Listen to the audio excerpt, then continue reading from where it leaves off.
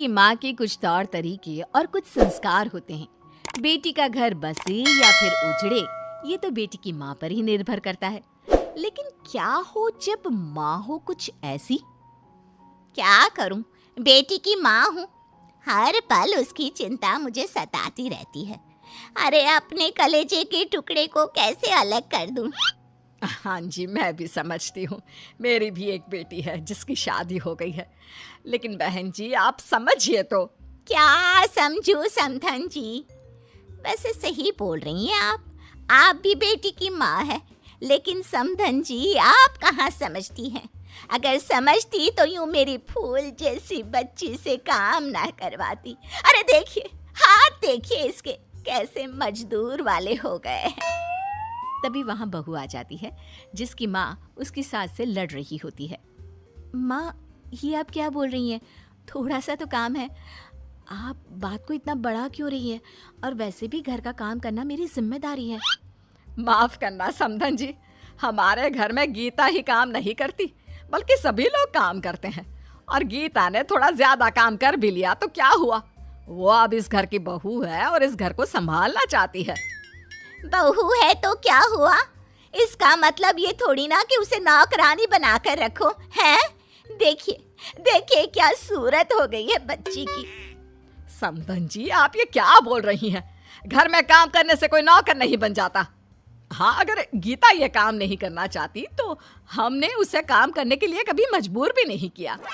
हाँ माँ जी सही बोल रही हैं। उन्होंने मुझे काम करने के लिए कभी नहीं बोला।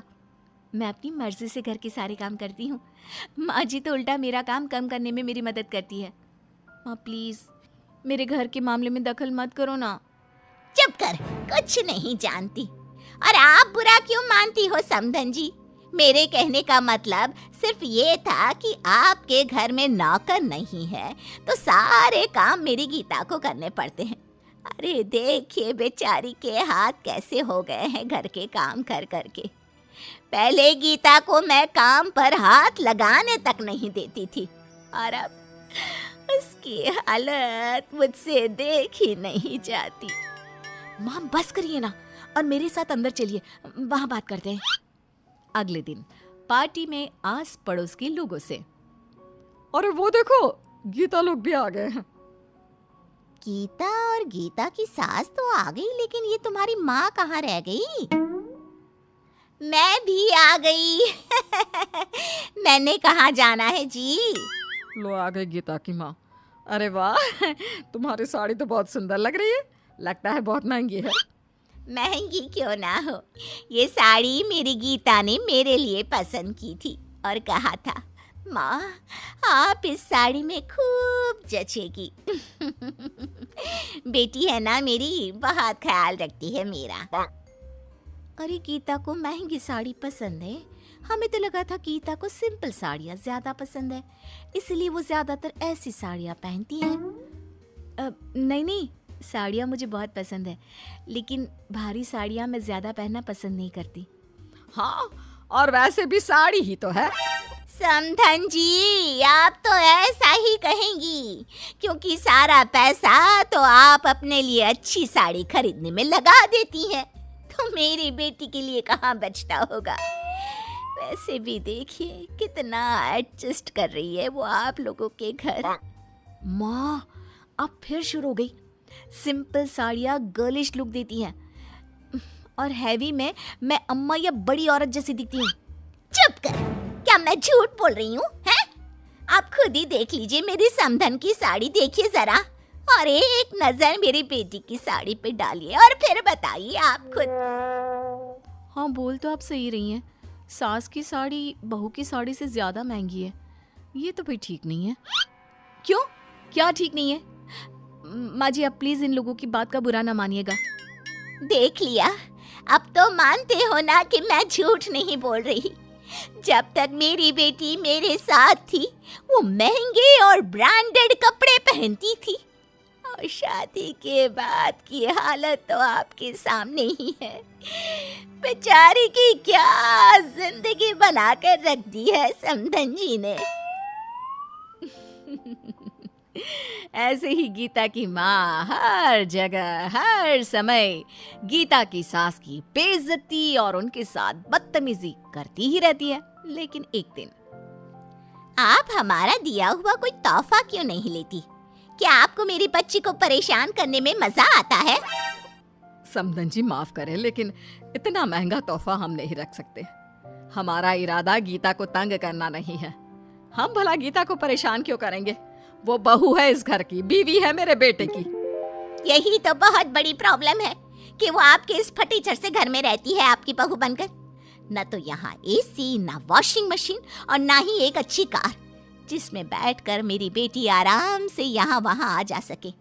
इस घर में मेरी बेटी को सिर्फ दर्द और एडजस्टमेंट ही मिलेगा। उसे कुछ भी उसकी पसंद का नहीं मिलेगा। समधन जी, हम अपनी तरफ से पूरी कोशिश करते हैं कि बहू को कभी किसी चीज की कमी ना हो और वो हमारे साथ खुश रहे। आपकी हरकतों से हमें सच में बहुत दुख होता है। दुख माय फुट! वो इस घर में हर चीज को लेकर एडजस्ट कर रही है, तो क्या वो खुश होगी? आप लोग उसे खुश रहने देंगे तभी वो खुश रहेगी ना, और आपको होता है दुख। माँ अब बस करो, बहुत हुआ। आपको कुछ भी पता नहीं है और आप बस बोले ही जा रही हो। आप क्या जानो फैमिली कैसी होती है? आपको कैसे पता चलेगा? आपने आधे से ज्यादा वक्त तो अपने करियर को दिया है। तुम्हें क्या लगता है वो सब मैंने किसके लिए किया? अपने लिए? नहीं, तुम्हारे लिए बेटा, ताकि तुम्हें कभी किसी चीज की कमी ना हो, ताकि लोग तुम्हें नीचे न देखें। लेकिन माँ, मुझे उस वक्त पैसों की नहीं, आपकी जरूरत थी। जब जब मुझे आपकी जरूरत पड़ी, आप मेरे साथ कभी नहीं रही। क्यों आपके लिए आपके काम से ज्यादा जरूरी कुछ नहीं था? आपके बच्चे भी नहीं। तो फिर ये बहाना मारना तो छोड़ दीजिए कि आपने वो सब मेरे लिए किया। असल बात तो ये है कि वो सब आपने केवल अपने लिए किया। पता नहीं इन लोगों ने क्या पट्टी पढ़ा दी है मेरी बेटी को। अब ये भी इन मिडिल क्लास लोगों की तरह ही बात कर रही है। बहू का गुस्सा माँ के प्रति फूट पड़ता है और फिर वो जो शुरू होती है। बंद कीजिए बात बात पर माँ जी की बेइज्जती और उनके साथ बदतमीजी करना। अगर आप उनकी इज्जत नहीं कर सकती तो कम से कम उनकी बेइज्जती तो मत कीजिए। आपको क्या पता उन्होंने मेरे लिए क्या क्या किया है। आप जानती हैं, पिछले महीने मुझे बहुत तेज बुखार था और माँ जी ने उस वक्त 1 हफ्ते तक मेरा इतना ख्याल रखा, मेरे पैर बिस्तर से नीचे नहीं पड़ने दिए। काम तो दूर की बात है। ये है मेरी फैमिली जिसकी आप भर भर के बेइज्जती करती है, और ऐसी है मेरी सास जिनके साथ आप बदतमीजी से पेश आती है। वो बस चुप इसलिए है क्योंकि वो आपकी इज्जत करती हैं, इसलिए उनकी चुप्पी का गलत फायदा मत उठाइए। माँ जी हर चीज में अपने से पहले अपने परिवार के बारे में सोचती है। मुझसे मेरी पसंद नापसंद पूछती है। क्या आपने कभी मुझसे पूछा कि मुझे क्या पसंद है और क्या नापसंद? इसलिए दूसरों पर इल्जाम लगाना छोड़ दीजिए मम्मा। भले ही मेरे परिवार के पास आपकी तरह बड़ी गाड़ी ना हो, नौकर वगैरह ना हो, लेकिन उनके पास मुझे प्यार करने का, मेरे ख्याल रखने का, मुझसे 2 बातें करने का टाइम जरूर है, जिससे मैं बहुत खुश हूँ। इसलिए आप बार बार माँ जी से बदतमीजी करना बंद कीजिए और वो रहा रास्ता आप जा सकती हैं। बेटा, ऐसे बात नहीं करते माँ से। नहीं समधन जी, वो सही कह रही है। मुझे माफ करें, मुझे मेरी गलती का एहसास हो गया है।